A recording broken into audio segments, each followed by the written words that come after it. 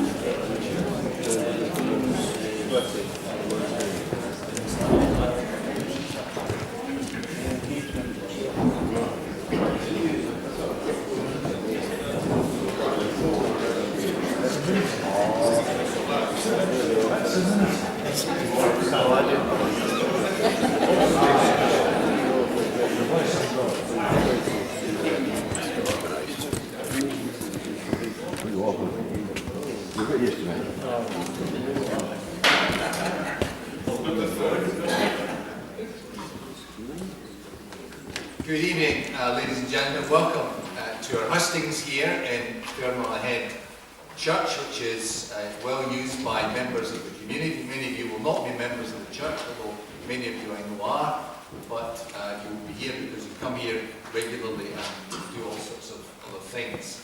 And you're all welcome to this Hustings.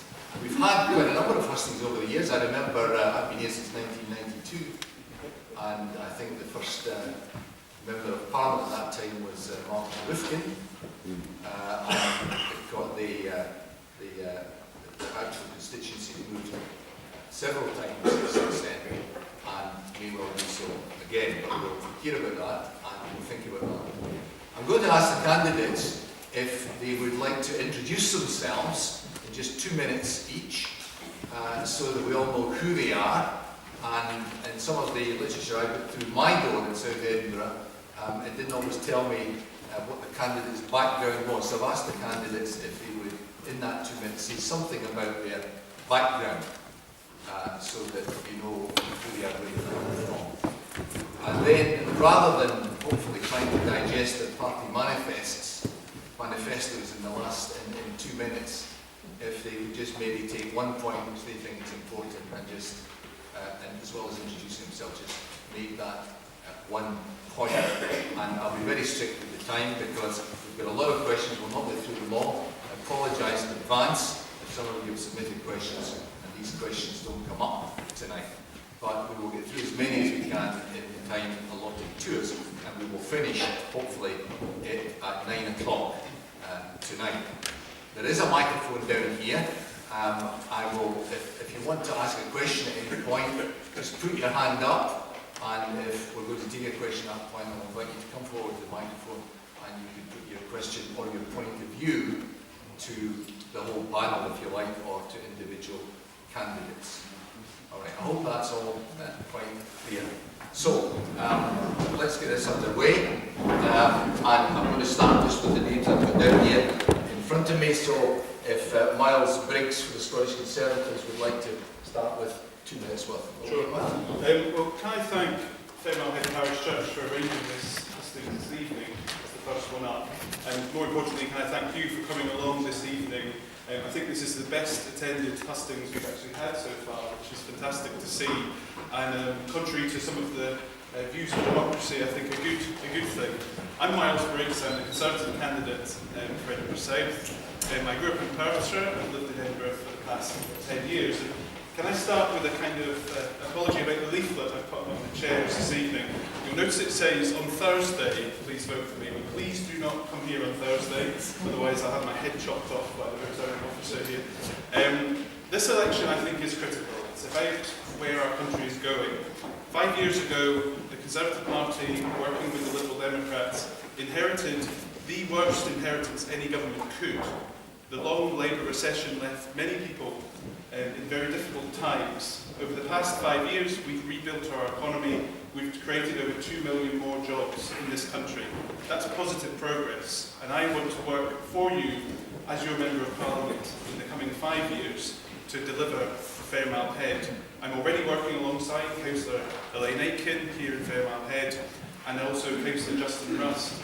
And I've also spent a lot of time meeting people across Fairmilehead over the past year, knocking on doors, listening to your concerns. That's what I think is important to being a Member of Parliament, to actually work for you, to be your MP, accountable to you. If you elect me next week, that is what I intend to do, to serve you as your representative. Thank you.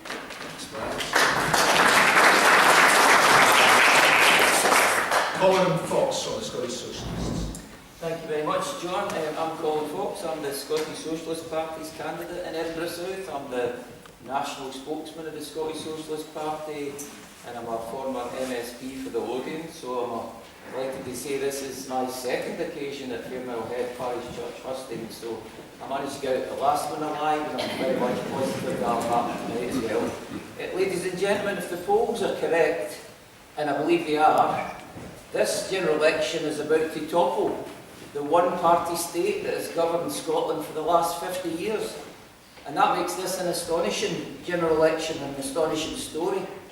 And at UK level, this election is, as I'm sure you've been following it as closely as my colleagues and I, the general election at UK level is stuck in a stalemate between a coalition government, on the one hand, that frankly doesn't deserve to get re-elected because it's governed the last 5 years on behalf of a greedy corporate elite who are drunk in power and who think they're omnipotent. And on the other hand, we have an opposition, official opposition, that don't deserve to win either, because they're so bereft of ideas and freshness that all they can do is ape the policies of the coalition government on austerity, on privatisation, on warmongering, on blaming claimants and immigrants for a crisis that had nothing to do with them. So I bring you the fresh views of the Scottish Socialist Party, who, unlike the other parties, we don't advocate policies that will make the rich richer and the poor poorer. We're not blindly going to worship the anarchy of a free market, based as it is in the exploitation of the majority and environmental degradation of the planet, which is all the cheek to call itself a liberal democracy, when there's nothing liberal or democratic about it. That's the essential message of the Scottish Socialist Party this evening, and I very much look forward to your questions. Thank you very much.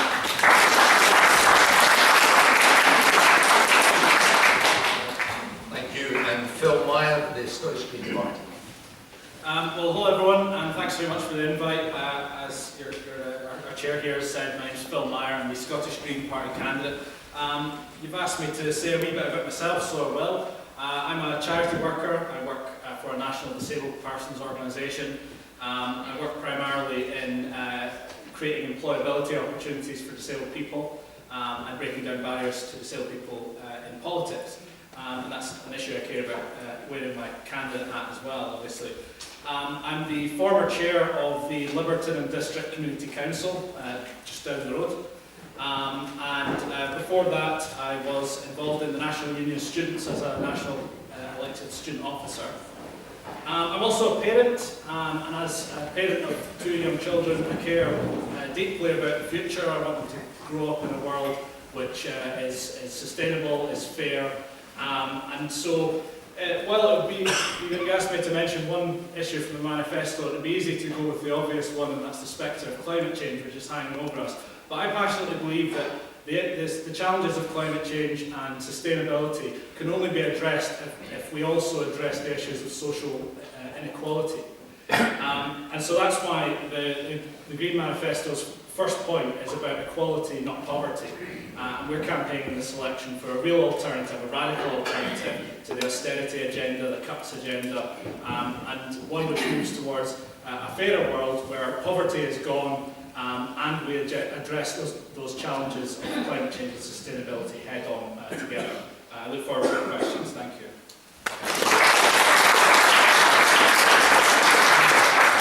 Now we're having Neil Hay from the Scottish Nationalist Party. Yes, again, I'd like to thank the organisers in the venue here, and obviously all of yourselves for turning out too. This is a campaign like no other. Every day, focus on the doors and on the streets is for the positive case of what can we do for the country at this stage. Whilst the focus has been on me for less than favourable reasons, I have issued an unreserved apology for those communications by tweet. Thank you. But the message of change is still coming through loud and clear. People want to see the end of austerity, and they see that we're the route to do that. We have the opportunity to make Scotland's voice heard. An SNP vote is one for positive change, a change that's been cried out for every day. We hear that when we're out canvassing. So me, why me? Fair question given the last few days. Because I want to stand up for people who need help. We all need help at one stage or another in life. Currently I work for an organisation called Edinburgh South, and a third sector group who focus predominantly on early intervention homelessness. I do that because I want to do it. I do that because I can do it. My nature, my knowledge, my experience and my understanding all says this is what I'm ready to do, to take the next step, to take helping people onto a bigger platform as an MP. In times of struggle, I had people there for me and services there for me, and I never lose sight of that. And I'm driven by the fact that I have the ability to repay that and help people who need the support, guidance and help from me. I look forward to your questions.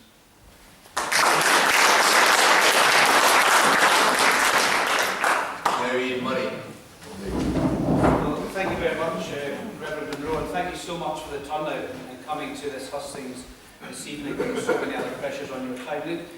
Reverend Monroe has given us a distinction of how he wants us to introduce ourselves. So let me tell you a little bit about my background. I was born and brought up in Wester Hales. My father died when I was 9 at the age of 39, and my mother, with 2 young boys, had to work day in, day out in several jobs just to put food on the table. But it's that hard work, that dedication, that knowing what is right that brought me into politics, and those values that drive me forward.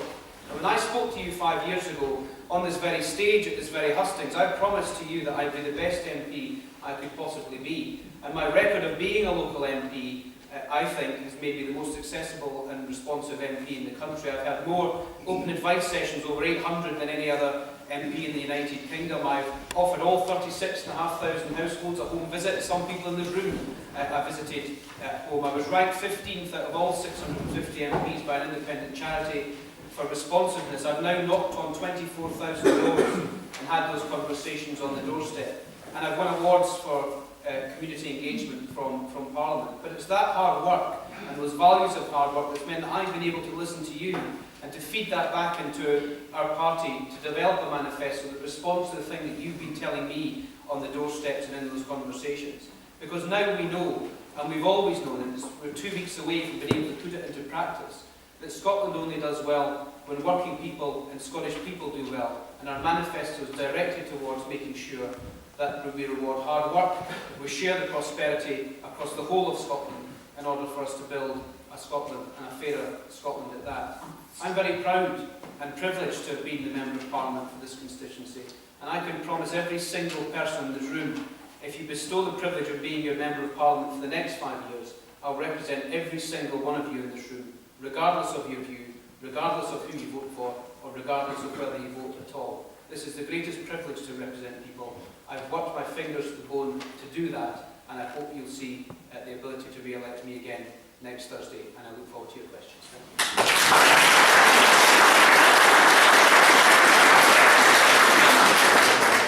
Finally, we'll hear from Pramod Subramanian, who's the Liberal Democrat candidate. So here we are, 8 full days to go before polling day, in what will be the most unpredictable election for as long as most people can remember. One thing is for sure, and that is that the next government will be a coalition, either a formal one or a loser arrangement. The two parties that have regarded it as their right to govern alone will never be able to do so again. Funnily enough, this has happened in a voting system that had an inbuilt advantage for them. I'm sure many of you are confused. Do you vote for the party you like? The candidate you like? Do you vote tactically? Do you trade your vote? Do you want to vote for somebody because you dislike them less than the other? The whole discourse has become very negative. But Don't you worry, help is at hand. Hi, I'm Pramod Subramanian, I'm a Liberal Democrat candidate from Edinburgh South. I'm a dentist, NHS. I have lived and worked in India, England and Scotland. I will bring my professional approach to my politics, an approach based on evidence, on always continuous improvement, on the idea that there are no perfect systems and all systems should be open to reform. Scots are referendumed out. We've had enough. But that is what you will get if you work conservative. An EU referendum that we do not want. It is not good for business and an unnecessary sore point in our relations with Europe. It's also what you will get if you vote SNP. They may pretend that this election is not about a referendum, but the one in 2016 will be. And they will put their Westminster MPs to use them to unlist. You will also get a referendum if you vote Labour. They will be beholden to the SNP and will have to grant them a referendum readout. If you want the next parliament to be about referendum and never-endum, vote for any of them. If you want the next parliament to be about further economic recovery, vote for the Liberal Democrats who will keep Labour and the Conservatives grounded in the centre and reduce the SNP to nothing more than a cacophonic noise at Westminster. Thank you.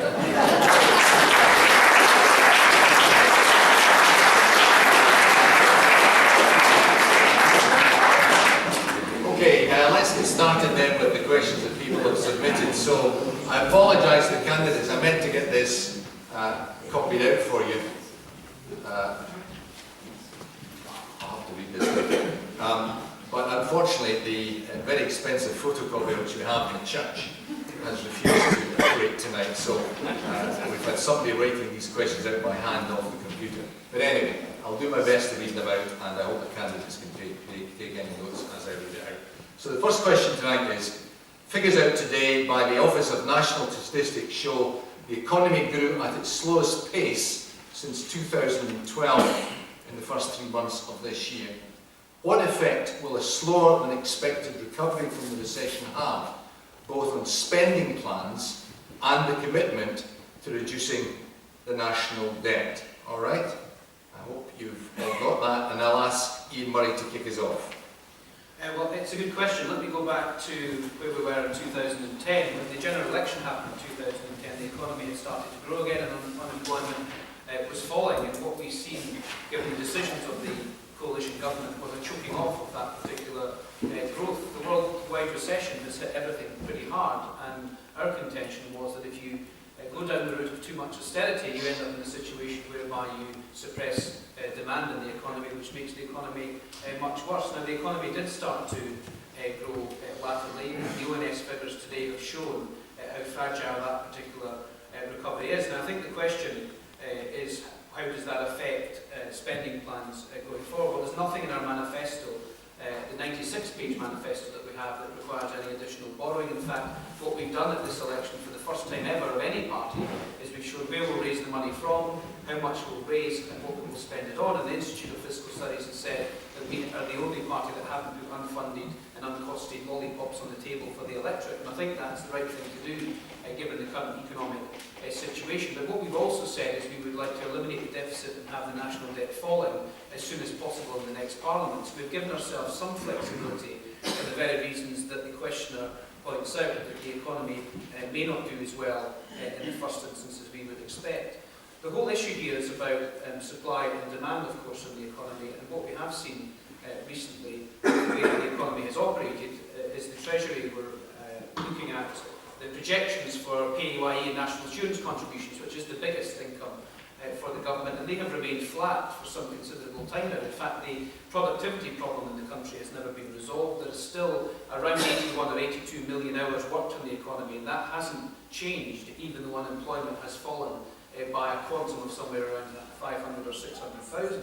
And the reason it hasn't changed is because most of the employment that's been created in the country has been either underemployment, part-time work when people have wanted full-time work, self-employment, forced self-employment when people have been looking for jobs and 0 hours contracts and those kinds of issues. So I think the problems in the economy are systemic of the problems that we aren't able to generate jobs that are highly paid, highly skilled, that gives us better productivity. We have gone down the route over the last 5 years of a low-skilled, low-paid, low-productivity economy, and I think the ONS figures today show the problems with that, it makes it a very fragile recovery indeed. The Chancellor has always boasted about the figures, the growth figures that he projects in both the budgets and the autumn statement, and I don't think he's ever got it right yet. And today's ONS figures show that yet again he's undershot his own projections, which is why I think the economy must change and we must shoot for higher pay, higher productivity and higher skills, and that's the words that go through the stick of rock of a 96-page manifesto. Thank you. Miles Briggs. Well, I think what it highlights is actually what Ian said, that this recovery is incredibly delicate and we need to keep working hard to maintain that. Now, the Conservative Party, working alongside the Liberal Democrats in coalition, have worked to put together a long-term economic plan to secure that recovery. Now, that's something which I believe we need to stick to. And actually, what Ian and all the other parties are offering is already been seen in Europe. It's been seen in France, where this idea of pouring more money into debt problems for our country actually would put our country back into recession, stop growth, lose jobs, and I think that's the wrong way to go. Since we've been building this economy up, we've created over 174,000 jobs in Scotland. These are jobs, the economy's growing. Everybody, I think, in their daily lives see things are starting to improve. People are spending again, people are looking to the future, companies are investing, and that's vital. And so, although this has shown slow growth, I think it's perhaps just part of one quarter. We're talking about 0.3%, which at the minute, when you look across Europe, most countries actually would give their heads teeth for even 0.3% growth. So we're working hard. The next Parliament is about securing that recovery, and that's why this election is so important. Thank you. Colin Fox. Thank you, John. Can I say that I'm sure these figures remind us all in Britain that there's the real economy, which you and I endure, some might say suffer on a daily basis, and there is what might be described as the surreal economy. And these figures of 0.3% fall into the surreal economy. The surreal economy that's got no bearing in our lives, because of course in the last 5 years since 2010, the average family in Britain, the average household is £1,800 worse off. And if I can ask you to cast your mind back to 2010 and think of your experience, you remember how your gas and electric bill went up? Remember how so many of your bills went up? But remember how your wages haven't. If you're in the public sector or the private sector, you've seen no increase in your income, but your bills have gone up. That's why we're £1,800 worse off. And today's figures, John, of course, this is the day after the Sunday Times Rich List came out yesterday, and I looked around the audience and I imagine the Sunday Times sells quite a lot in Fairmilehead. It doesn't sell so many in the inch where I live, but anyway, I get it in the library, and what's in it yesterday is the Rich List. And what do we find? That the billionaires and millionaires are twice as rich as they were in 2010. So we have a society in the real economy where the rich are getting richer thanks to Mild and Pramod's party and government, and the poor are getting poorer. Food banks, poverty wages, 0-hour contracts, a lack of affordable housing. So this election is about whether we're going to be influenced by the real economy and the real fall in our living standards and do something about it by growing the economy. Are we going to live and listen to those who live in the surreal economy that tell us the way to answer the problems of doubling the rich's income is by attacking the most vulnerable in our society? And I would urge you to reject that nonsense.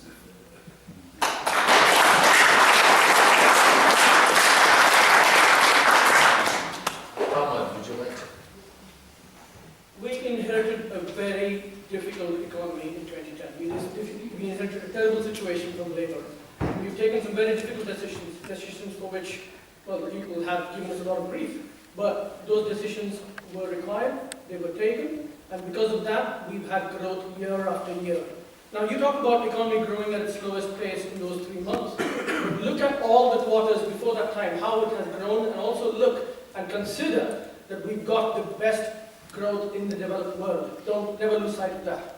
But this recovery is delicate, and it needs to be protected. It needs to be nurtured. I will even argue that a part of the reason that it grew at its slowest pace is because people were worried about what's coming next, worried about a policy paralysis, worried about the possibility of a redhead spreading his wings, worried about the possibility of a Labour SNP government taking the economy back to where they left it in 2010 and before.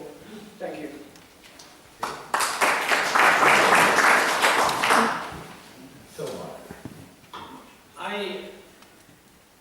I get very angry sometimes when I hear this talk of the need for austerity, and they talk about the debt, and they talk about how much of a deficit we have and so on. It's cast up to us as if the end of the world is just round the corner if we don't sort this out immediately. The level of debt we have now is as nothing compared to the level of debt we had when we came out of World War II. Did we sit back then and say, oh, we better not spend any money, we better start paying that debt back? No, we established the NHS. We invested in services, we invested in our economy by putting money into the system. If that meant going into a bit more debt, the price was worth paying in the long run. Debts are not just financial. Right now what we're doing is maybe we're very, very, very slowly paying off financial debt, but the social debt that we're building up, the environmental debt we're building up is potentially catastrophic. And most economists would probably tell you, and there was an article just out today which was a panel of economists were all asked what they would do if they were given power in Westminster. And not one of them talked about cuts. Not one of them talked about any of the stuff that we're seeing. What they talked about was improving the system and investing in services, because that's what stimulates the right kind of growth. That's what stimulates the long-term future of the economy. The decisions that were made over the last 5 years weren't about paying down the debt and reducing the deficit. They were ideological. They were about a rich elite wanting to retain its power, and they didn't care about what happened to the likes of you and me in the process. What we need is not more worrying about the deficit in the short term. What we need to do is actually start spending for the future and building to a point where we can easily pay that debt off, not when we're struggling, not when we're in a crisis. Thank you.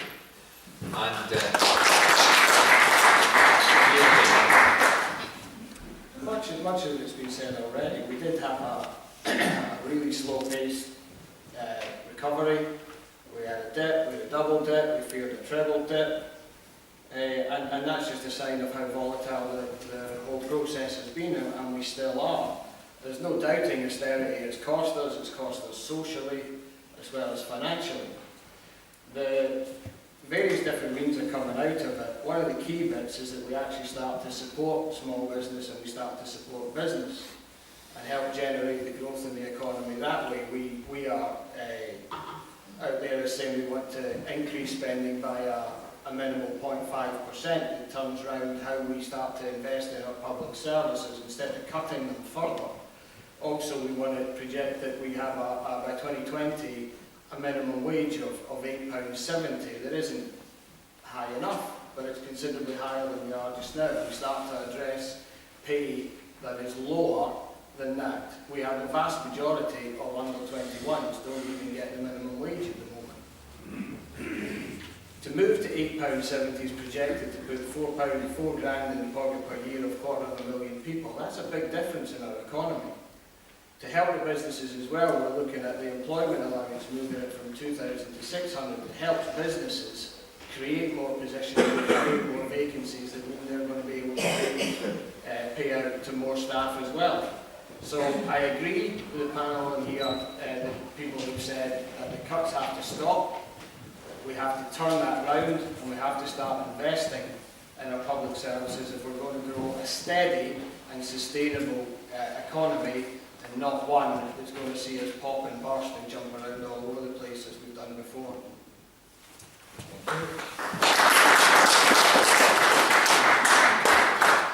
We'll just stay with the economy for a minute. The next question is, how do you intend to fund any increased amount in the national minimum wage without damaging smaller businesses?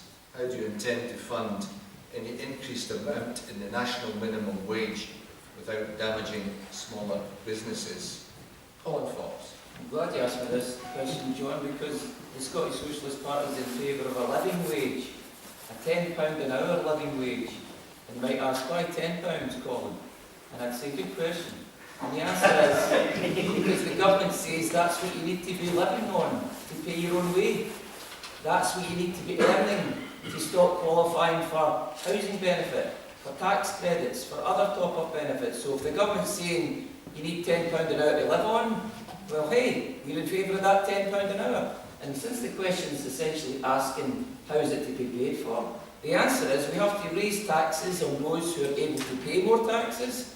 We have to redirect spending to those areas where the population want to see them redirected to. We want to stop those who would seek to evade their taxes by secreting their money abroad to so many of the British dependencies throughout the world and avoiding their responsibilities.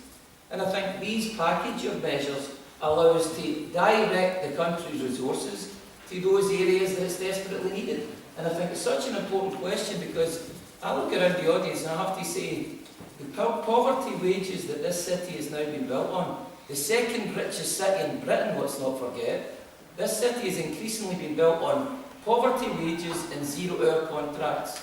And if I can be so bold to suggest that people in this audience know full well that their fathers and their mothers' generation would not put up with such intolerable wages and which appalling insecurity at work. Your mother-father generation fought against those practices, and the battles we need to fight again to ensure that the next generation don't have to put up with poverty wages, exploitation at work, and degradation and humiliation in employment.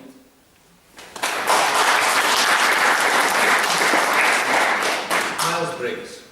Well, the next Conservative government, under our proposals, will put in place a tax-free minimum wage. So anyone working 30 hours a week, earning up to £12,500 a year will not pay any income tax. And I think that's a natural step which we should be taking.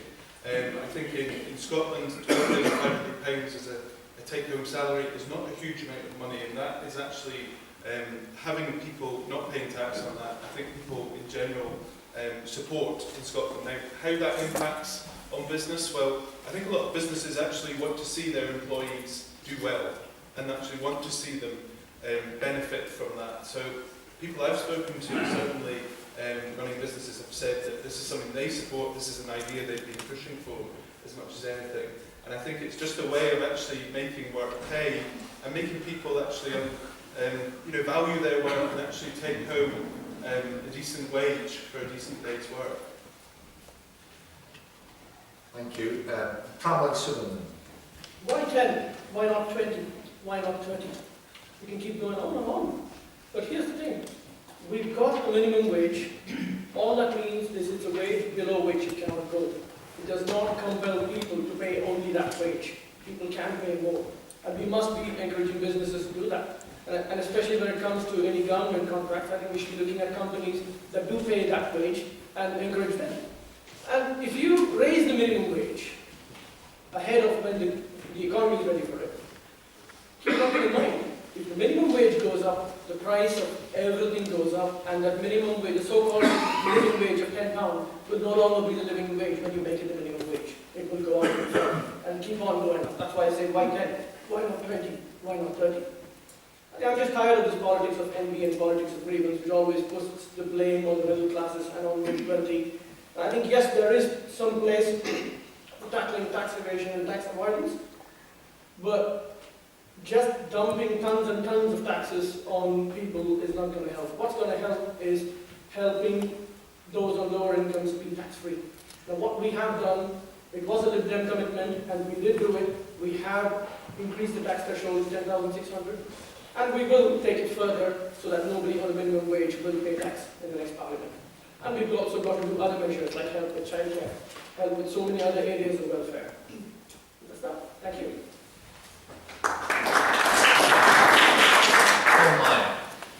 Well, the question is how do we intend to fund increasing the national minimum wage? And in a way, a simple answer is it's businesses that have to fund it, not the government. But the next part of the question was without damaging small businesses. A lot of these arguments we've heard before. We had them when we brought in the minimum wage in the first place. Then we had people saying, oh, the small business will go under, the economy will collapse. Didn't collapse. No one seems to think it's a bad idea now, except Pramod, apparently, because you seem to be arguing against the very concept of minimum wage, Pramod. You seem to be saying, oh, it's fine, we'll just encourage all businesses to pay more than minimum wage. That'll work. No, it didn't work. The fact is, we need to require businesses to pay a living wage, because if we don't, then we are leaving people without living wage. We are leaving people in poverty. And it doesn't matter what other arguments you come up with, that's not acceptable. We cannot have that. We have to find a solution to that. So yes, we would increase the minimum wage to a living wage. Our rate is also £10. And to address Pramod's point, yes, that might mean that because of inflation, the price of everything goes up and then you need to increase it some more. That's fine. That's not going to go on forever. There will be a new balance point achieved. But by achieving that balance point, you then make sure that everybody is able to earn enough money to actually live off. And surely that is a worthwhile goal. The Greens want to go further. We want to use that as a stepping stone towards introducing a national basic income or universal citizens income. What that basically means is that you take the benefit system, you simplify it, and you make it universal. Everybody receives enough money that they can basically survive. There's a ceiling, a floor below which you can't fall, if you like. If you're unable to work for whatever reason, whether that's disability, whether it's just misfortune, losing your job, whatever, you've got your citizens' income, you're all right, you're going to be able to feed your kids. And how you pay for that is through simplifying the system, by removing at that point the tax-free allowance, because you no longer need it, everyone gets the citizens' income, and whatever they make, they pay tax on that straight away. That means that you're always better off working. There's no benefits trap like we have just now. Right now, you're faced with punishing sanctions if you don't take a job. You do take a job, and quite often you're no better off. Under this system, you'd always be better off. And something that isn't being mentioned here when they're talking about increasing the tax-free allowance is national insurance. National insurance is actually a fairly large amount of money out of your pay packet when you're at that level of wage. And they always talk about the income tax rates, and they always talk about the personal allowance. They always conveniently neglect to mention national insurance. It's definitely something that's worth looking at. Thank you. Neil Hay. The Scottish Government already have a scheme called the Living Wage Accreditation Scheme, which helps, is promoted to the number of companies who are paying out the living wage. So there's already a mechanism there for helping such companies that do pay the living wage. As I mentioned, we are looking at, as opposed to further cuts, we're looking at a 0.5% investment that actually helps generate the economy and through the business that I mentioned in the last answer. When businesses generate more sales, more growth, they're generating more tax revenues as well. So that then helps the whole process of supporting companies that go to a living wage too. We, for helping fund things like the living wage accreditation, there are other taxes that we would be looking at bringing in as well. The return to the 50p tax, similar to the Labour policies, as well as the mansion tax, the banker's bonus and levy. So there are other taxes there that we're looking at introducing that would help support a living wage being delivered to staff members. Thank you. Ian Murray. Well, thanks for the question, because, and I don't mean to pick Phil up here and little individual bits of language, but you said when we brought it in actual fact the national minimum wage was brought in by my colleagues in Parliament, sitting up night after night, overnight, night after night after night, because it was the right thing to do, opposed by nearly every single other party, because they've seen it as being something that would wreck jobs, and quite frankly, it's one of the proudest achievements of the previous Labour government, and we should be championing that and the problems we have in society is the minimum wage has become the maximum wage for too many, and we have to look at the next step of poverty pay, and that's why we're saying quite clearly that our policy is a minimum of £8 an hour in terms of national minimum wage, but actually the real policy is 58% of median earnings. So if earnings start to run away from the minimum wage, it will catch up in terms of being 50% of that. But the reason it won't damage jobs in terms of the question and who pays for it is because the Low Pay Commission sets the national minimum wage, and it sets the wage level in conjunction with employers organisations like the CBI, the trade unions and employees all sit around the table with the Trade Union Congress, and they come to an agreement on a balance of how they increase the national minimum wage alongside the effect on the overall economy, the effect on individual jobs and the effect on individual sectors. And we would set a target by changing the remit of the Low Pay Commission to look at how they would get to 58% of median earnings by October 2019, and how we would stretch the remit of the Low Pay Commission to look at particular sectors that would have a problem in terms of it moving towards that level. Hospitality, home care, some of the sectors that are traditionally poorly paid and would perhaps struggle to get there. But on top of all of that, we need to push people towards a living wage. Now, I ran my own small business. I employed dozens and dozens of people. And the people that I employed were paid well above the national minimum wage. And why did I do that? And why does all the evidence show that? Because they're more productive, they're more loyal, and you get better service. And when you pay people properly, it actually saves you money in the long term because you're not recruiting, you're not retraining, and you have that continuity of service. So what our policy in terms of moving to the living wage is to have the living wage in every single contract that the government gives. If you don't pay all your contractors and all your directly employed staff the living wage, you won't get the contract. It's interesting that Neil Hay says that the Scottish Government have got policies on that, but the Scottish Government voted against that particular policy 5 times in the Scottish Parliament over the last few years. These make-work pay contracts that we'll put in place will say to employers, if you pay the living wage, the Treasury will take in about £2,200 in additional tax and a lowering of tax credits. We will share that £2,200 back with the employer by giving them £1,000 for every employee that they pay the living wage to in the first year.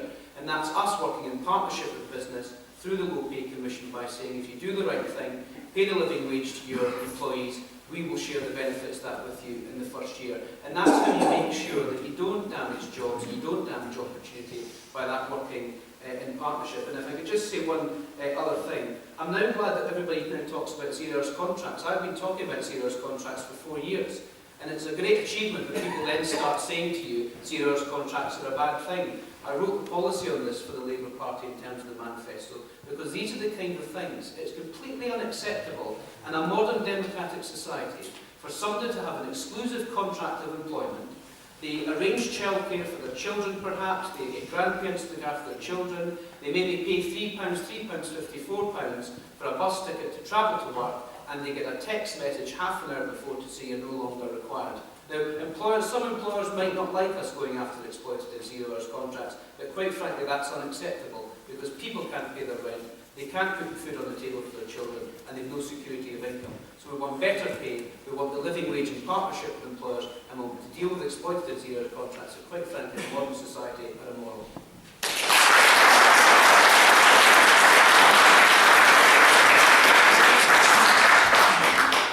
Now we'll go on to the really difficult questions. So, the next question is, why does Scotland's voice, being clearly heard in the Mother of Parliaments, seem to be a problem for some people who live in what's called the United Kingdom? I'll read that again. Why does Scotland's voice, being clearly heard in the Mother of Parliaments, seem to be a problem for some people who live in what is called the United Kingdom? Neil Hay.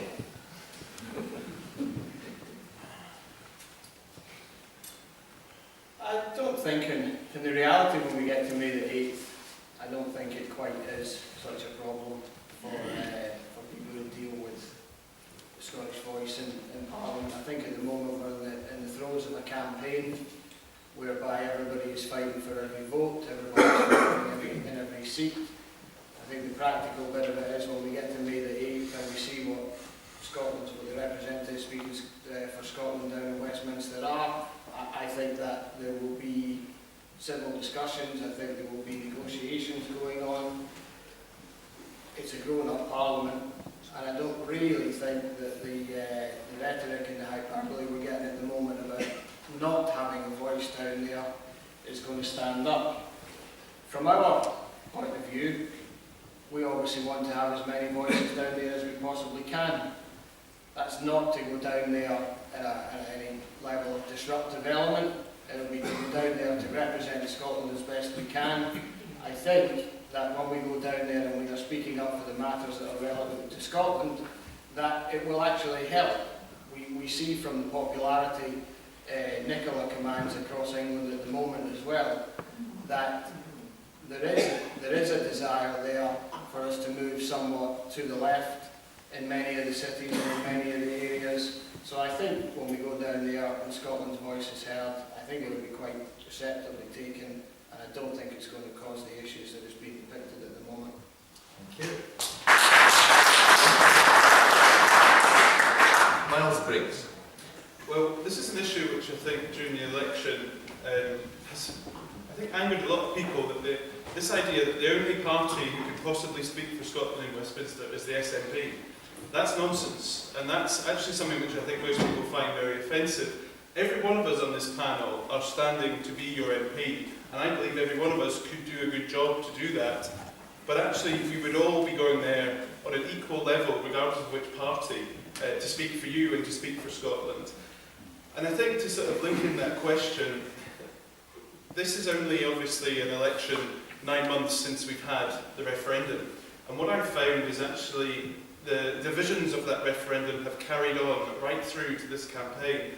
And I find that incredibly upsetting in Scotland. That's very much why we've got two different campaigns going on. One at a UK level talking about where the country's going, and one in Scotland where we're still talking about the divisions of the referendum. This campaign, and what I've been trying to do here in Edinburgh South, is about saying to people, whether or not they were a yes or a no voter, that we move on. We actually made our view known last year, and now we need to move forward as a country, as Scotland, as part of the United Kingdom.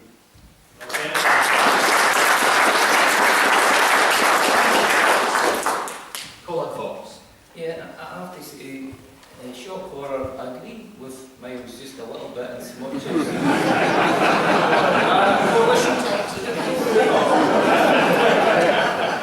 bring in the damn towels for the audience.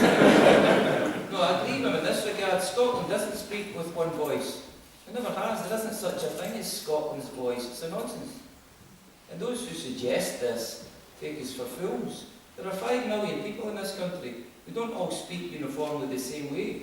There is no such thing as Scotland's voice, and there is no parties entitled to say they're standing up for Scotland, quite frankly. When I see that SNP slogan, I think as a socialist, well, who is it they're standing up for? Is it the Scotland of the inch? Is it the Scotland of working people? Is it the Scotland of the Highland laird? Who is it? Which Scotland? You need to be more specific, but I suspect this debate about the character of Scottish politics, this is what we're getting to the kernel of. What is happening here in front of our very eyes is absolutely astonishing and thoroughly remarkable, because we're seeing the end, 50 years of a one-party state in Scotland, where the Labour Party ruled the roost, became more and more socially conservative, more and more politically reactionary, forgot about Keir Hardie and where it came from, turned on the very people that it looked to for support, and quite frankly, the Labour Party has been thrown out, not least of all because I remember in 2010 John standing in the general election against Alistair Darling.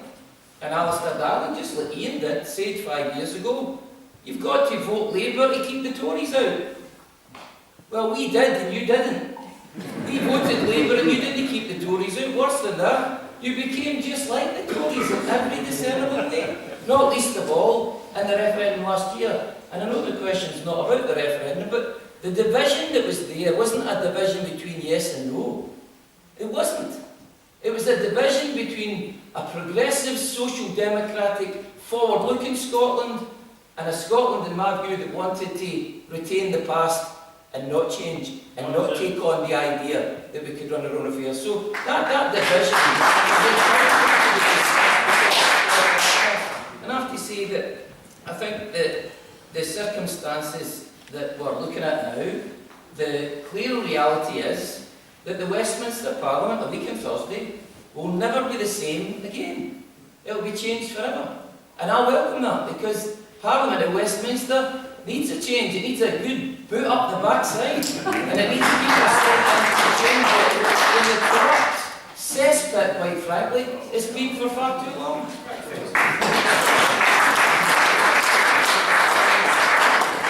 Ian Murray. Well, I mean, I find all that rhetoric quite offensive, to be quite frank, because some of us who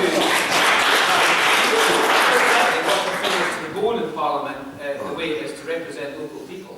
If it's just a cesspit and we've all got our noses in the trough, then I don't know why we even bother getting out of bed after the 8th of May 2010. So all that rhetoric just means nothing, because elections are about people.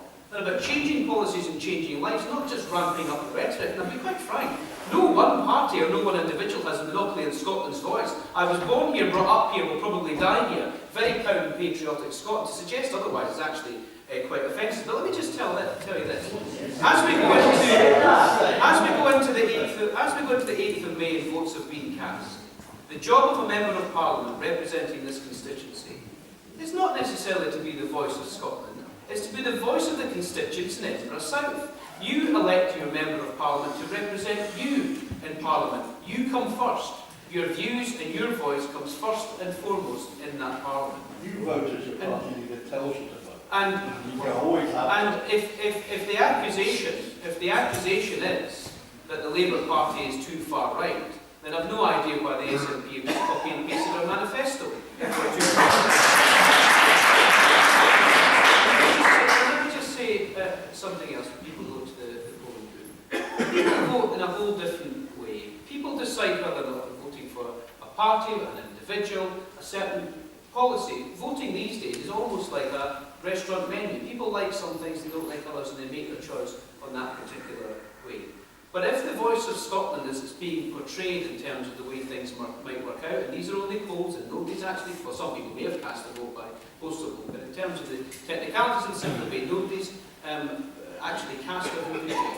And if the outcome is a strong voice for Scotland and that rhetoric to bring us full fiscal autonomy, then I don't want to hear that voice. If there's a strong voice for Scotland to try and deliver a second referendum, then I don't want to hear that voice either. It's just ramped up rhetoric in a general election campaign. You elect your member of Parliament to go to Parliament to fight for you, the individuals that sit in this room. That's what we're standing on. That's certainly what I'm standing on at this general election. And I'll be your strong voice in Parliament for Edinburgh South, and also a very strong voice for Scotland.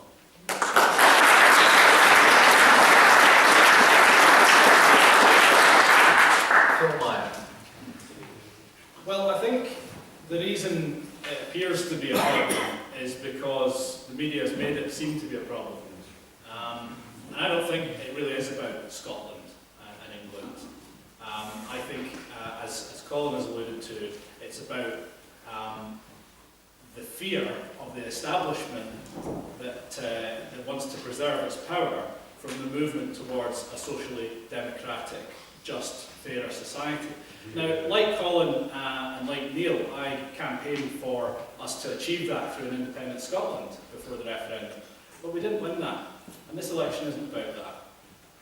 I'm still campaigning for a socially just, democratic, fairer Scotland. I'm just going to do it within the UK now.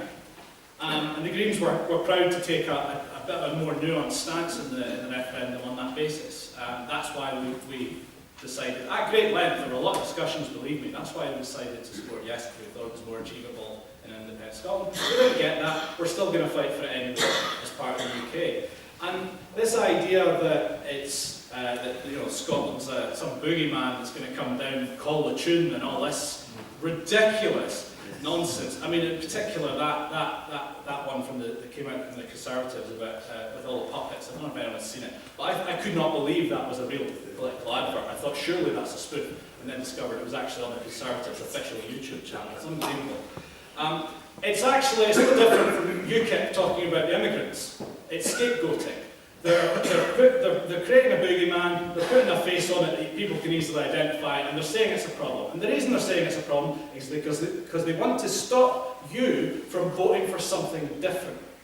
So, never mind about whether it's about India F2 or whatever. You decide what kind of society you want to live in. Whether that eventually leads to another independence referendum or not, we'll cross that bridge when you come to it. You can vote whichever way you want to vote when it comes up. Don't be fooled by the nonsense, because it is nonsense. We're being treated like fools on a scale never seen before in politics. And I think a lot of you are getting a bit fed up with it. And I think that's why we're seeing a lot more democratic engagement now, and I very much welcome it, and I'm sure we all do actually. I don't think it is a problem, to answer the question.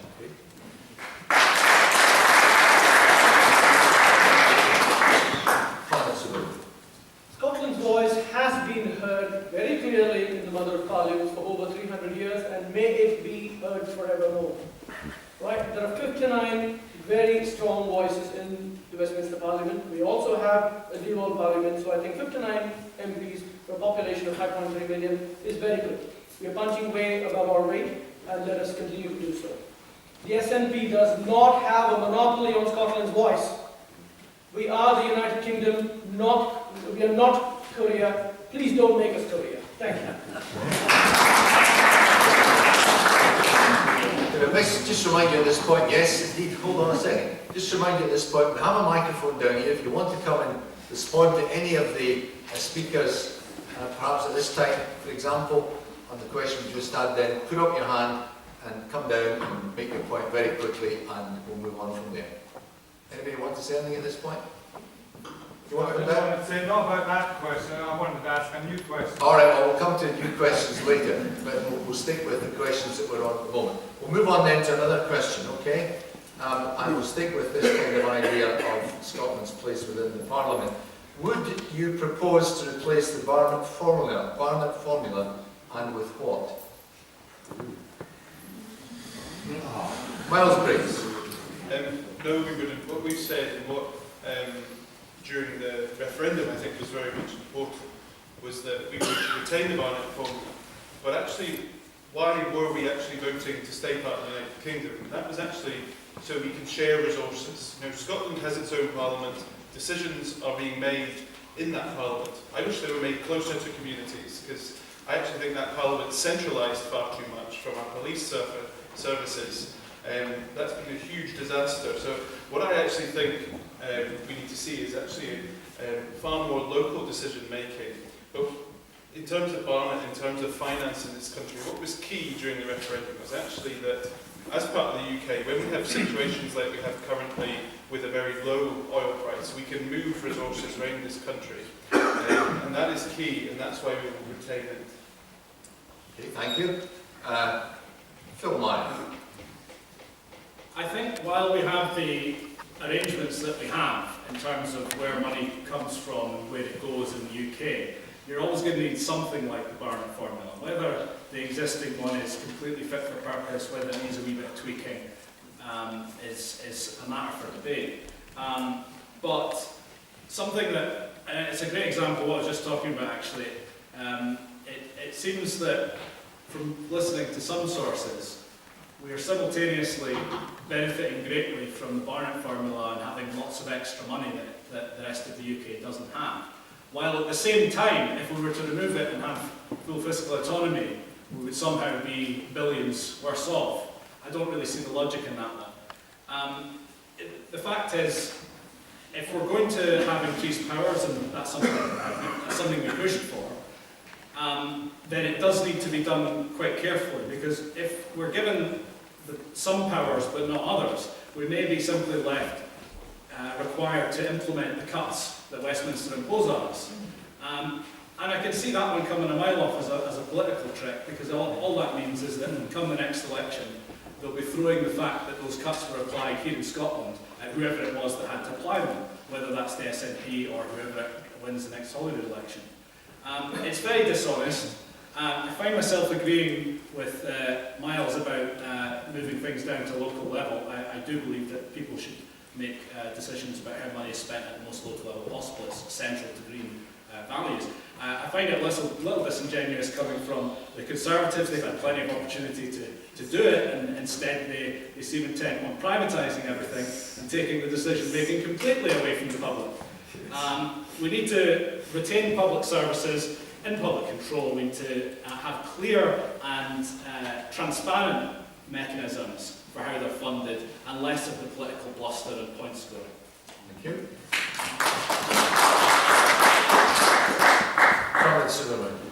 Oh, I would definitely keep the Barnett formula. There's no way in the world that I would ever replace it.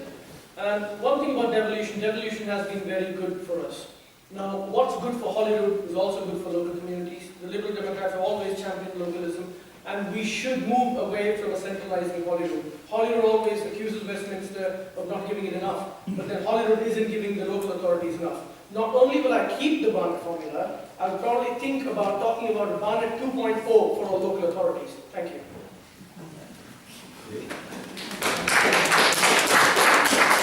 Ian Murray. Well, the simple answer to the question is no, we wouldn't want to replace the Barnett formula because it works well for Scotland and works well for the rest of the United Kingdom. The United Kingdom financial system works because we pool and share resources. At times when things are difficult in one region or one nation of the United Kingdom, the Barnett formula balances that out. Now, that won't necessarily be the same argument that perhaps the Welsh would use because they feel the Barnett formula is detrimental to them, but actually it does very well for Scotland in the pooling and sharing of resources as neighbours. Now, the only reason we're talking about the Barnett formula in 10 as of the general election is because the number one policy priority of the SNP is for full fiscal autonomy. We've seen time and time again by all the independent experts, including the very well respected independent Institute of Fiscal Studies, that would cost Scotland a significant amount of money. Now, whether it be £7.6 billion, £10 billion, or on the Scottish Government's own accounts £5 billion, that's either higher taxes, lower public spending, or more borrowing. Now, you can't live on the never-never in terms of consistently borrowing for revenue purposes, and therefore full fiscal autonomy at this particular stage with the oil price and the higher level of deficit in Scotland would mean that that wouldn't operate. So the Barnett formula, when oil prices are low and Scotland's deficit is higher, balances that out across the United Kingdom because that's the way the Barnett formula works. It's something we should actually cherish rather than demolish. And I'll certainly fight tooth and nail if there's ever a suggestion that the Barnett formula should go. And just in addition to that, just let me just add a little bit about, and agree with everyone else, we do have to look at devolution, not just across getting powers from Holyrood to local government and even to local communities. We'll also have to look at a constitutional settlement across the United Kingdom because we have a very unbalanced constitutional settlement at the moment. Scotland's very developed. Northern Ireland seems to have a settlement that Northern Ireland's happy with. The Silk Commission in Wales is still coming to some conclusions. But the big part, England's been pretty much missed out of all of this issue. And that's why our manifesto contains an incredibly strong commitment for a constitutional convention across the United Kingdom that would look at the abolition of the House of Lords and replacing it with the regional Senate, at the same time as looking at how we devolve powers out of Whitehall to the regions of both England and also to the nations of Wales, Scotland and Northern Ireland beyond what we've got at the moment. Because unless you do that and actually transfer money with it, you won't get that balance in terms of that constitutional arrangement that's required. But the simple answer to the question is absolutely no way remove the Barnett formula.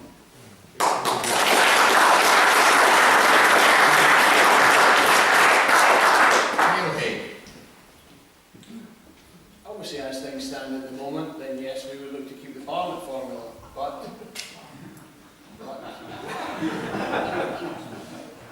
we do see full fiscal responsibility.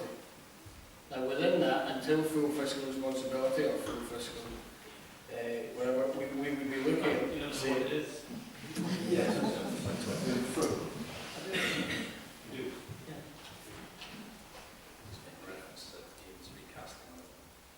The Barnett formula would remain in place through that process of negotiation until we got to full fiscal autonomy.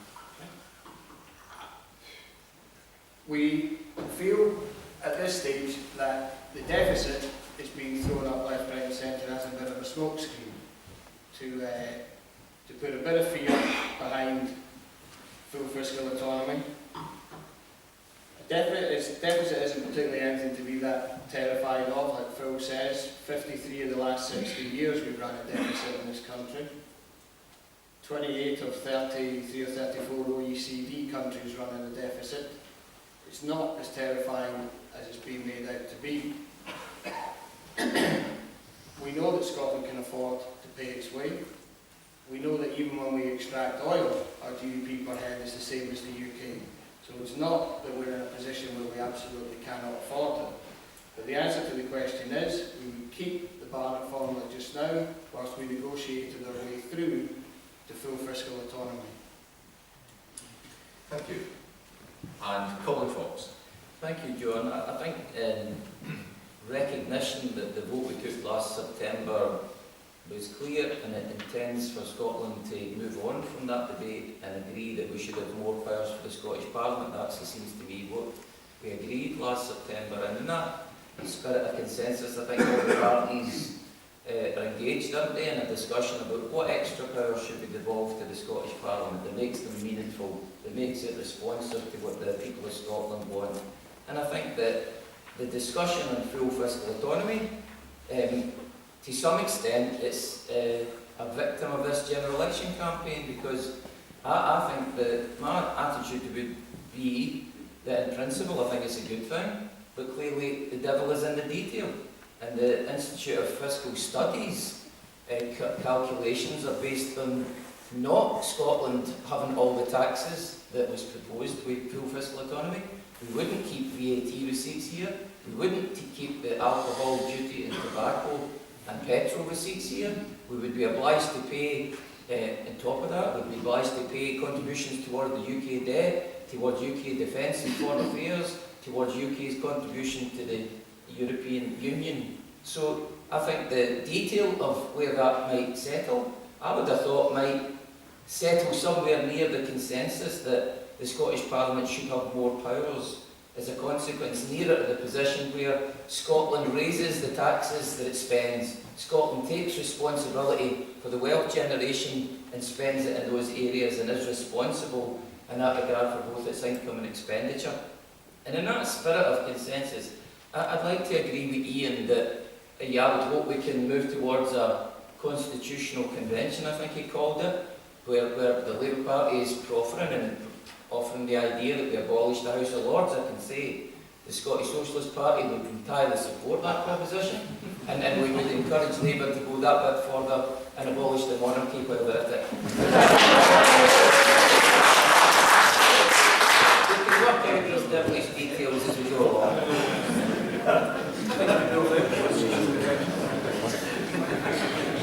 Thank you. We've still got some time, and that's good because there's more questions coming. But let's deal with another hot issue, as it were. Would you replace or scrap the United Kingdom's nuclear deterrent, and why? Ian Murray.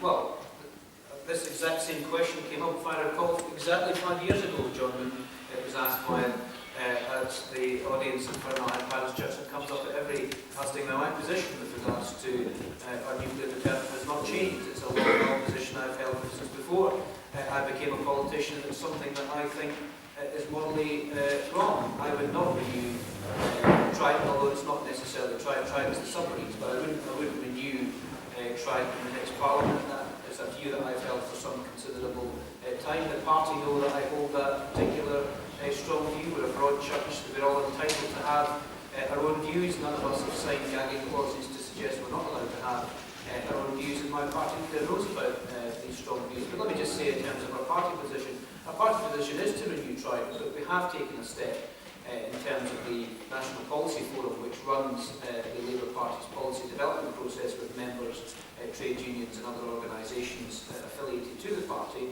and they came to a decision back in July in sunny Milton Keynes, if I remember, to put Trident into the Strategic Defence Review. And that, for the first time, will mean that the senior armed forces will decide if they think renewal is something that is suitable, and they will look at that in the context of all the capital spending in the Defence Department and look at the overall profile of spend in terms of what kind of equipment, what kind of capability the armed forces want themselves. Now, that for me is a bit of a step forward, because I think that's the sensible approach to take. But from a personal view, as I have always had, it was on the front page of my final leaflet in 2010. I'm sure you can all recall what that leaflet looked like. And it said quite clearly, I'm against the renewal of Trident and I won't vote for it.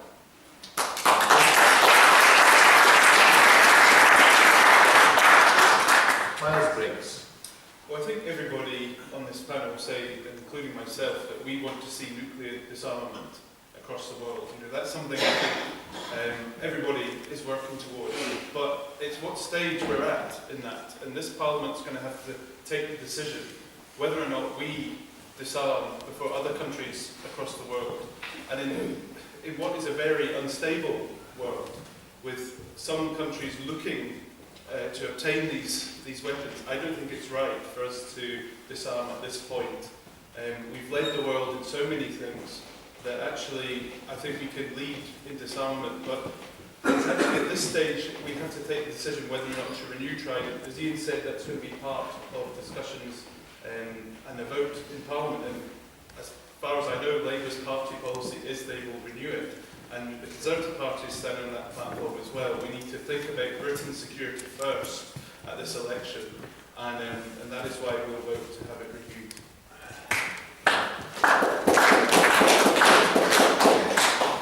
Phil Meyer.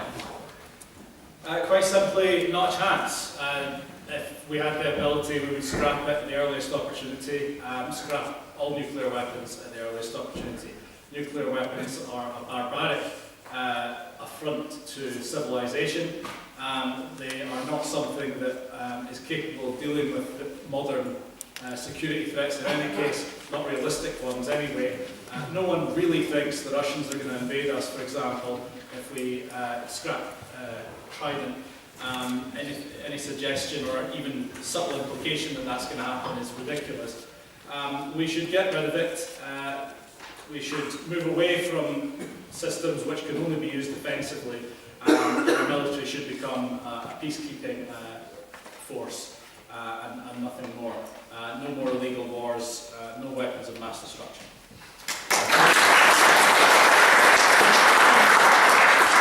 Ahmed Superman.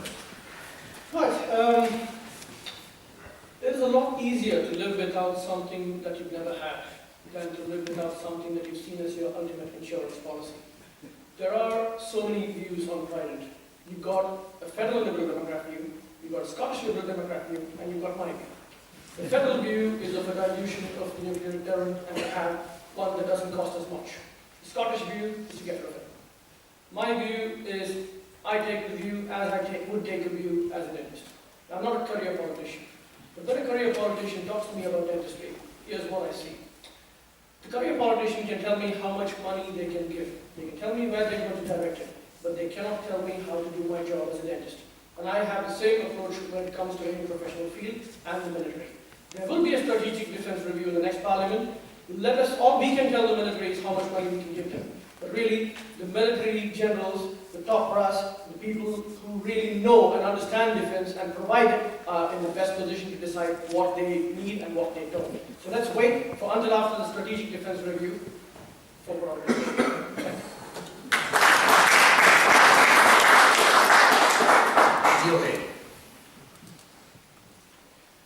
Nuclear weapons are basically there as an excuse for the government to play with the big boys. It's an ego trip that we cannot afford. It's immoral that we have them at all on our shores.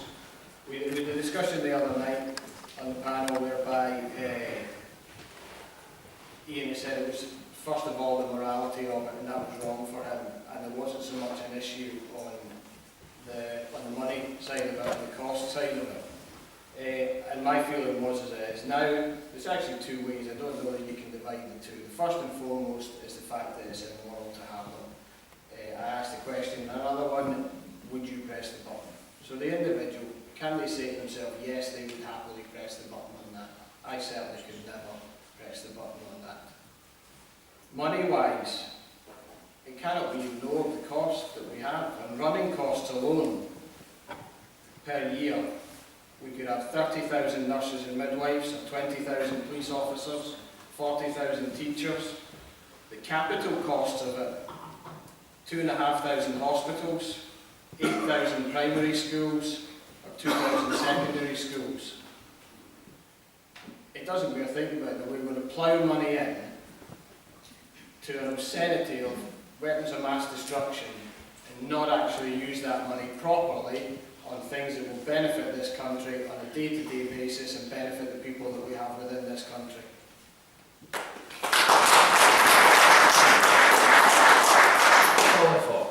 And can I just add to those examples that my colleagues who are against Trident have alluded to? The Scottish Socialist Party would scrap them in a blink of an eye. They're immoral because these are indiscriminate weapons of mass destruction. Indiscriminate means that when they're fired, they're incapable of discriminating between innocent civilians and enemy combatants. That's why they're illegal, that's why they're immoral, that's why they ought to be scrapped. The second reason for the Scottish Socialist Party's objection is, take a step back and look at the world. There are only 9 countries in the world with nuclear weapons. 9. And the Scottish Socialist Party is affronted that Scotland is one of them. It's not a club we want to be a member of. We want to get rid of the weapons immediately, because they're immoral, because that's a club we don't want to be associated with. We wish for the day to come when Scotland throughout the world is seen as a country associated with peace, not warmongering, not with nuclear weapons, not with so much of an industry geared towards annihilating other human beings. And the third reason I'd have to say is that £100 billion, there are 100 billion better places for that money to be spent than that, and that's why we should scrap them.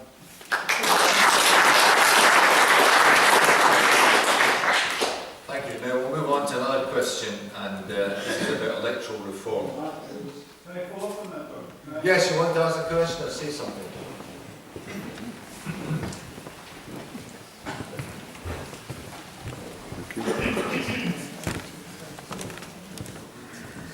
I have to say, I mean, I'm largely undecided on Trident, so I don't want to go into pros and cons of Trident, but I do get a little bit tired about the way it's used quite opportunistically, and particularly in this election campaign, but also last year. I mean, we heard the SNP candidate outlined all the fantastic things we could spend that money on. The SNP last year estimated that we spent £100 million in Scotland on Trident. And by anybody's measure, £100 million is a huge amount of money, particularly when we've got food banks and crumbling schools and all the rest of it in Scotland. But the reality is that the Scottish Government, the SNP Government, £440 million last year went unspent in their budget. While we've got people needing food banks, and while schools are crumbling, and we've got potholes in our road. £100 million is nothing compared to that. And so this government is just using this opportunistically to win votes, particularly the financial argument.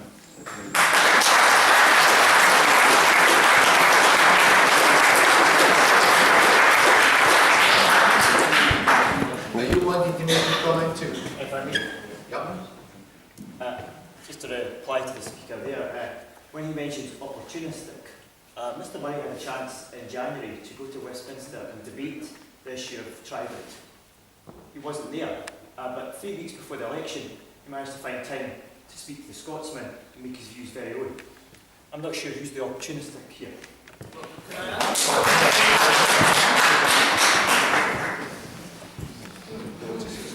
Yeah, on the 440, suppose... 444 million is 444 million. I understand that, everybody heard that. The other figure as well was million, not million.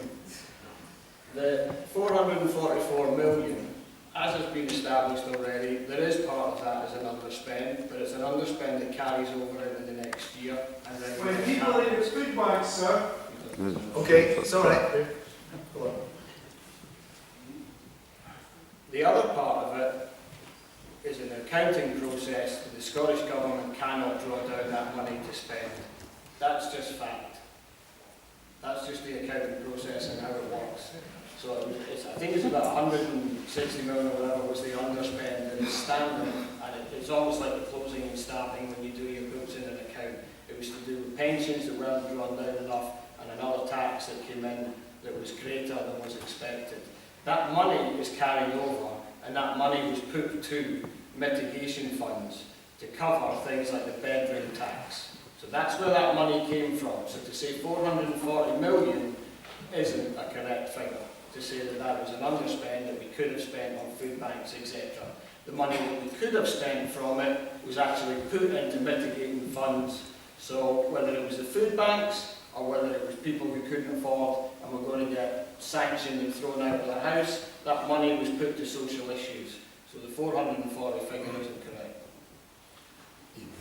Well, I'm absolutely delighted that the individual asked that question, because it allows me in public to defend the misinformation that's been flying around by certain parties in this general election campaign. Let me just explain to you how Parliament works. The vote you're talking about, actually, there's not been a vote on the renewal of Trident in this particular Parliament. The vote you're talking about was an Opposition Day debate in the name of Plaid Cymru and the Scottish National Party. Now, when Opposition Day debates come up, they're not binding on any government. The votes aren't binding on any government whatsoever. In actual fact, there was never any intention that that vote would have been won in any case. And let me just tell you what would have happened if this was a serious debate and a serious opposition day debate, is the SNP would have made some effort, at least a little bit of effort. They might have even told us the title of the debate more than 48 hours in advance, to get like-minded people like myself to vote with them and talk in the debate. Let me tell you what happened. Because we had no votes on the Monday, and the 20th of January, if you can think back, was a Tuesday, I asked to be absent both on the Monday and the Tuesday to be in the constituency to do various constituency things. It's a very difficult balance to be 450 miles away, and when there's no votes and there's nothing potentially in the diary that can't be moved, I spend the time in this constituency because it's very, very difficult to balance that time.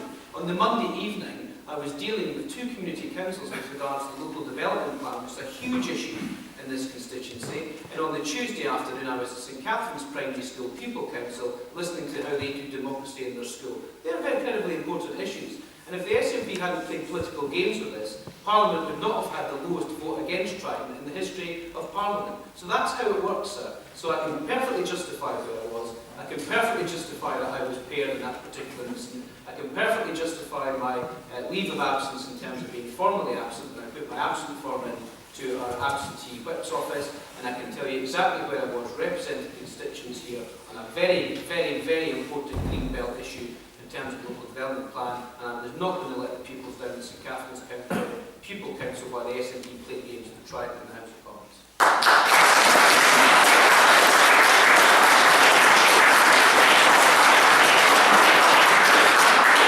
I'm going to try and get through a few more questions before we finish, but Colin Fox. Just two brief things. I think there's a danger Ian gets a bit holier than thou here, because it is worth remembering that, of course, the Labour Party that Ian is a member of is in fact committed to renew the Trident. Right, well, that's great. I'm allowing you to reiterate the fact so that people know that. But the other thing on the question specifically, it's worth mentioning to the gentleman that every Scottish government since 1999 at Holyrood has run a reserve. The budget of the Scottish Parliament is about £30 billion, and it's traditional every year that there's a small amount of that, relatively small compared to the 30 billion, that is in reserves and it's carried forward. So it's, yeah, and I'm happy to correct your mistake that you're, of course, comparing 400 million with 100 billion, and there is, I think everybody would agree, more than a slight difference between the two. Okay, I think we've all been sure of that. No, we'll come back to you again. Just have a seat just now. Go on, have a seat just now. Next question then is about electoral reform. What electoral reforms do you support to ensure the fair representations of the whole of the United Kingdom's voting population? Phil Meyer. Well, it's becoming increasingly clear to everyone that first past the post is a deeply broken and unfair system. And it's been slightly amusing for those of us who've been saying it for years to see certain parties getting a bit uncomfortable about it now that it's going against them. But that doesn't make it okay. Two wrongs don't make a right. And it was very, the question came up the other night, and it was very welcome to hear the party that, if the polls are correct, seems to be about to benefit the most from first past the post in Scotland, still saying quite clearly this system needs to change. I think that's a very welcome thing, not to just decide to change your mind because it's going in your favour. We need to replace it. We need to replace it with something that's proportional, and that means something along the lines of single transferable vote. Now, we're no doubt about to hear from one or two people on this platform that we had a vote on an alternative vote system and we've had that issue and we voted against it. Well, AV, alternative vote, is not a proportional system. It was barely an improvement on our current system. As I'm sure Pramod will tell you, it was all they could get in coalition. So it's a red herring. Let's move on from that. We do need to reform the electoral system at Westminster really quite badly. And a multi-seat proportional single transferable vote system is the best system that I've seen so far. The Scottish Parliament is a lot better. We could do the same thing there and it would be an improvement still. Okay, thank you.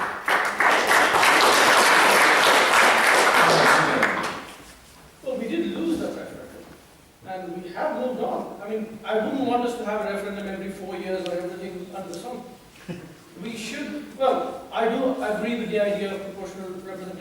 do agree with the idea of even having it regionally, so you have Scotland as one region and then you have various English regions, Wales and Northern Ireland. But I don't know when the country will be ready for it. So until the country is ready for it, I think we'll wait. Thank you. Okay. Miles breaks. Well, I think one of the worst things I had seen was actually in politics anyway, the 2007 Scottish Parliament election, when we actually had the movement to this new ballot paper with 2 votes, and literally the thousands of votes which weren't being counted at that election. And one of the things I pick up when I'm speaking to people is, in this election, people in Scotland have so many electoral systems now. We've got 4 different ways of electing our representatives. Now, I think we need to look at that, because having those 4 different systems, how they work, how people actually vote to get rid of people sometimes. You know, I've spoken to people at council elections who thought they were voting to get rid of somebody, and they actually end up elected again. And that's democracy, I think, sometimes not in action, where parties increasingly are in control of the electoral systems. And one of the things I like about First Past the Post is people can get rid of whoever they want as their MP, or they can elect whoever they want in their place. And I worry that constant electoral reform and the party management of that is actually what's making people more and more cynical about politics, because we have closed party lists where only the parties get to choose their candidates. And for me, that's not democracy. It's our democracy, it's our politics, and for too long I think the parties have acted as if it's theirs, and they all control, and you don't get to have a say. It's a closed shop, and this is why I want to see, I think it would make sense for all the parties actually to look and speak to people and see what they want as an electoral system. They've said they wanted to keep First Past the Post in the only say we've had. Whether or not that's something we need to have a look at again is something I think we should all be open to. Thank you. Neil Hay? I think it has to be reviewed. I think the STB system is the one that makes most sense. Where we have, much as it pains to say it, when you have representation in the country, even for the likes of UKIP, it's probably right. You know, it is right that they have representation in the Parliament, same as we should have a balanced representation for the Greens, the Scottish Socialists as well, so that people feel that their vote actually counts for something, that they're engaging in something, and what they've got and put their 1 or 2 or the cross beside actually counts for something. I understand the point Miles is making, but I think that comes from us having different electoral systems, voting systems in different elections. If we had STV for Westminster as well, that would then become a much simpler process, because we would have the same elsewhere too. Thank you. Ian Murray?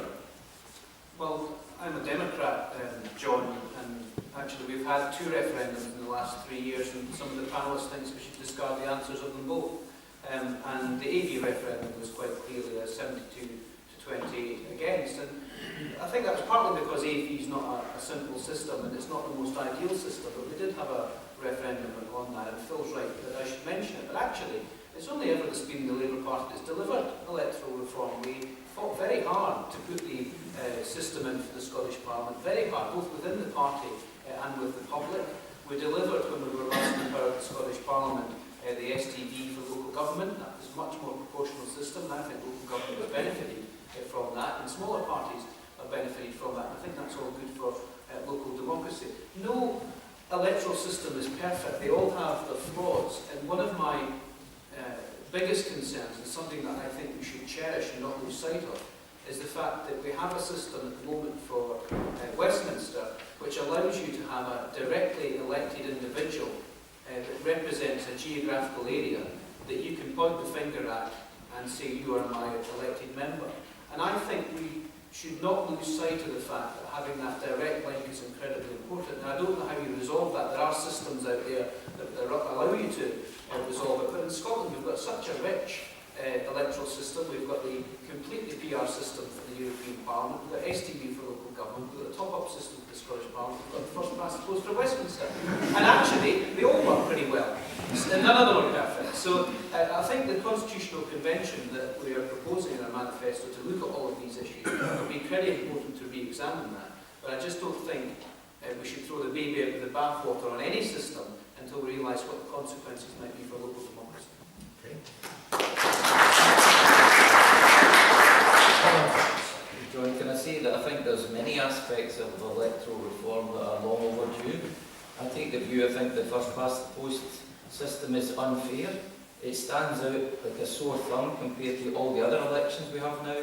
We have PR for Holyrood, we have PR for the councils, we have PR for the European Parliament, and I think the case for PR for Westminster is also increasingly made.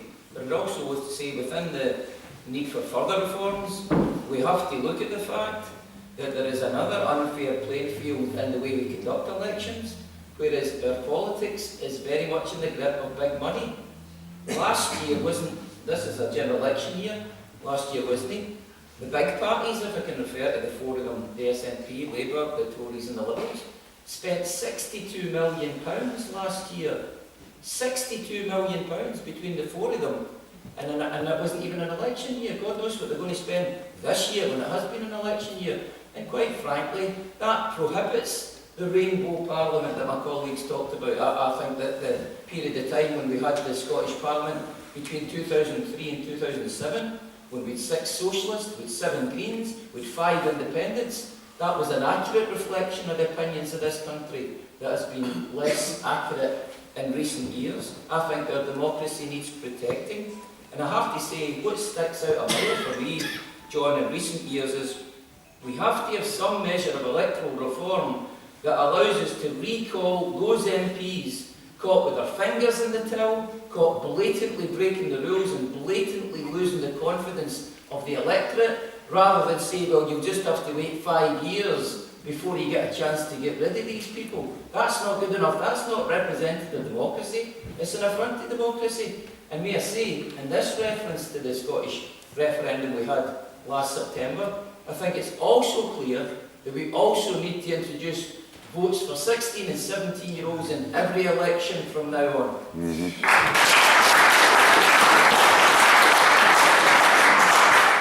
Thanks, Colin. Now, we're just about at 9 o'clock, but I'm going to try and take one more question here, and if we can just deal with it very briefly. It's been referred to already tonight that one of the things that's changed in this election is the opinion polls, which are giving the Scottish National Party quite an unbelievable lead at this stage in the run-up to the election. So here's the question. Does the rise in support for the Scottish National Party since the Scottish referendum suggest that either Scottish independence or a federal Britain is now not far away? Miles Briggs. Well, you know, we're almost a week away from people actually getting to have their say on these things. Of course, if we followed opinion polls, we'd be independent. You know, it's a grasp of 1,000 people, sometimes less than that. A lot of these polls are only 100 people across Scotland being asked their opinion, and actually people willing to say their opinion. I think so many people across Scotland actually keep their politics very private. I also think that across Scotland at the referendum there was a silent majority wanting to stay part of the United Kingdom. And so I don't actually think this current poll is showing some great surge for the SNP, because at the last European elections the SNP were meant to win 3 MEPs. The polls actually had them between 8 and 12% over represented the day before that election. So I think we're all working hard as candidates to win your support, and the main one for me is what happens next Thursday. People should have their say, not these polls. And the polls have become part of the sideshow to elections, and I think that's where people, the fewer polls we had, actually it would be more about the issues at hand, because all we've had recently is this talk of what will the SNP do in Westminster, when actually we should be talking about the issues. Okay, Colin Fox. Yeah, can I say, I think the polls are accurate. I think you have to go on the basis of the evidence that's in front of you. There's been so many, they paint the same picture. I seen Peter Kerner on at lunchtime saying there's been 69 polls across the country, all predicting, as far as the Westminster result is concerned, by and large the same result with a 3% margin of error that's there. So I think the polls are accurate south of the border, and I think they're accurate north of the border too. And for me, I don't know if this has dawned on the audience here.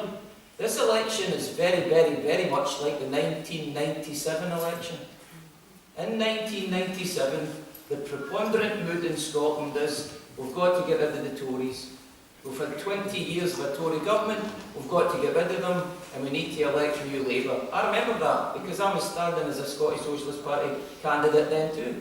And it wasn't easy, because everybody was saying we need to elect new Labour, and people have tended to forget. Yeah, and we elected Tony Blair, and a lot of good he did us. But anyway, in 1997, and we now have an election, I feel, it's not so much about I'm voting SNP because I support the SNP, though there's clearly some of that. This is people voting to reject the Labour Party in Scotland. Let's be absolutely clear about it. The vote across the whole of Scotland, if anybody who's canvassed and who's honestly going to sit on this platform and tell you their experience has been, you chat doors and people say, I'm sick to the back teeth of the Labour Party, I'm voting for the SNP to get rid of Labour, and it's because, for 1,000 reasons that I don't have time to get into, 5 years ago, vote Labour and we'll keep out the Tories. Well, people voted for Labour and they didn't. In the meantime, Labour has simply ate the Tories. It took the Labour Party 6 months to come out against the bedroom tax, and it took protesters to remind Ed Miliband it was a bad thing.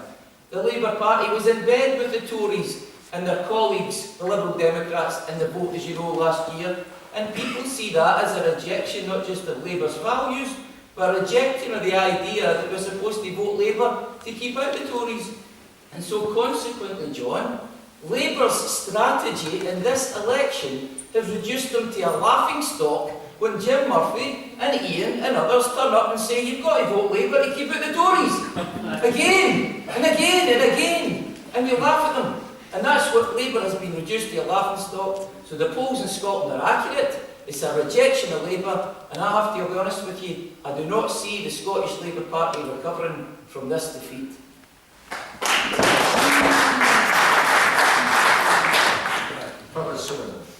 I'm a bit conflicted about opinion polls. Now, if you just take a random sample of about 1,000 people and you say that's how the whole constituency of the whole country is going to vote, I'm not sure I'm really behind that. Would you just go into Parliament, pick up 30 MPs at random and say vote on legislation?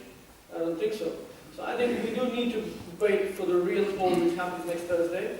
The other problem with opinion polls is at times they can influence how people vote. So people may not really end up voting the way they want. They may end up voting to keep somebody else out or to get somebody else in. And people are really putting too much trust in opinion polls and it's even changing what they really want to vote for. That is one problem I have with opinion polls. As far as federalism is concerned, I think Liberals have been talking about federalism and localism for decades, and we would definitely welcome that. And rise in support, let's first see what happens on the 8th of May, and then decide on that. But I think we have an independence referendum, and I think we voted no, so let's keep it that way. Thank you. Phil Meyer.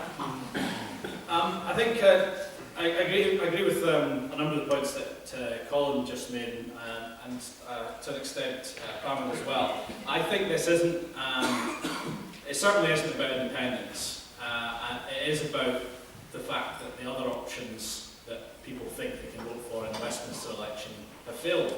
And I've got to give the SNP some credit. They've played some good politics recently, and Nicola Sturgeon is winning a lot of support as a charismatic leader. You've got to give her credit for that. It's not that people are suddenly deciding that we have to have independence, although plenty probably still are. It's just, as Colin says, they've decided that they can't trust Labour anymore, and I'm sorry, Pam, I think they've decided they can't trust the Lib Dems anymore either.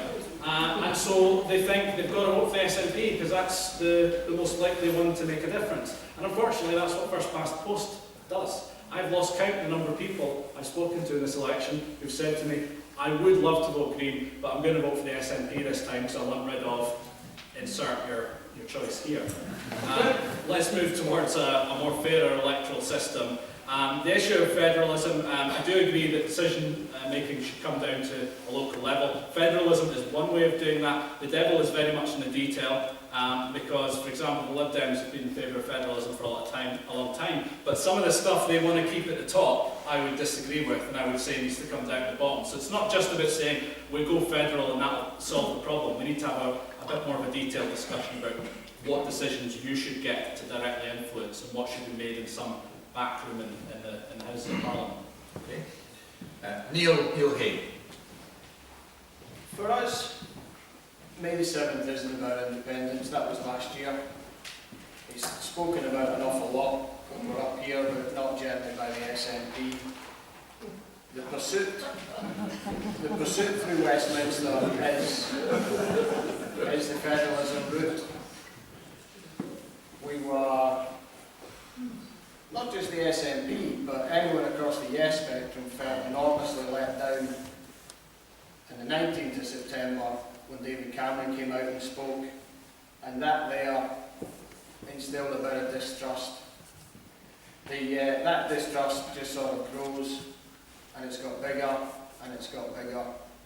And I believe that the growth that is there at the moment, that is being seen in all the polls, is because people trust that the SNP are going to say what they do. We have a record at Holyrood here, where people take that as the start point. There's a continuation of the work we are doing here, which actually makes it easier on the SNP's part to be credible. They're not then coming up with pipe dreams and manifestos that people are dubious about.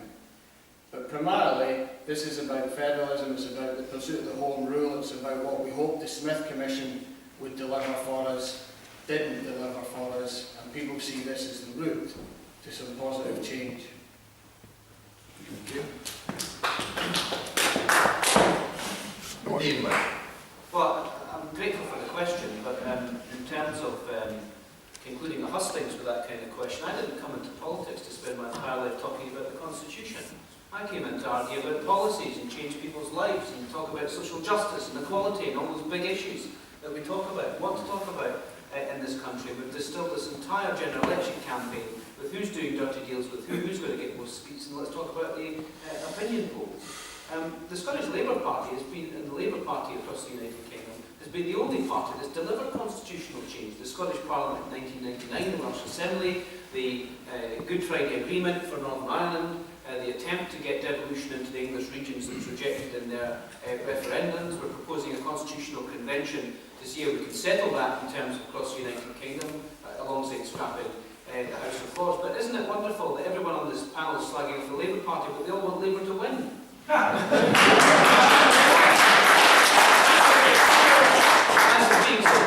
I have a lot of respect for you, Colin. In fact, I think I even sent you a Christmas card this year. To start being the champion for the Scottish National Party actually does the Scottish Socialist Party a little bit of a disservice. We go into election on the 7th of May, and the people in this room will decide who they want as a government. But what will come out of that, what I think quite strongly will come out of that, is there'll be a big move, and there's a big move in our manifesto, to look at how England is organised in terms of that. You can't have a federal system until you do something about England. It's too big. It's disproportionately bigger than everything else in the United Kingdom. And that's up to this Constitutional Convention to look at all those big issues and look at how we devolve power from Whitehall and from Edinburgh to local communities and local authorities in England and Wales, because those are the places where they generate the jobs and generate the incomes. Let me just say something about the Smith Agreement, because we hear an awful lot about promises being broken. The Smith Agreement was delivered ahead of schedule. The legislation is sitting on the desk of who will be the Secretary of State for Scotland, and regardless of whether it's a Labour government or a Conservative government come the 8th of May, that Smith Agreement will be delivered. The 5 parties sat around the table, they thrashed out a deal, and incidentally, they discounted full fiscal economy because they didn't think it would work. It will go through in the first Queen's speech, as promised delivered, because that's what the people of Scotland asked for on the 19th of September.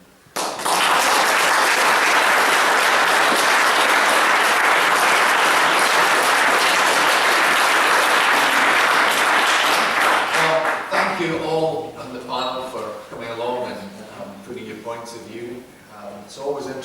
hear it. I share some of your scepticism about the idea of being able to work out who's going to win in advance, but only from the point of view that I think we might all vote rather differently if we didn't have any of that sort of stuff going on, but I don't know how you stop it now. But anyway, whoever wins on the 7th of May, whichever party, whichever individual is going to represent us, I'm sure that all of us here wish you all the best, because we know how hard people have got to work in politics these days. So we're very grateful to Ian for having represented us for the last 5 years, and whoever takes over, whether it's Ian again or whether it's somebody else, we wish you all the best. So let's just give them a round of applause.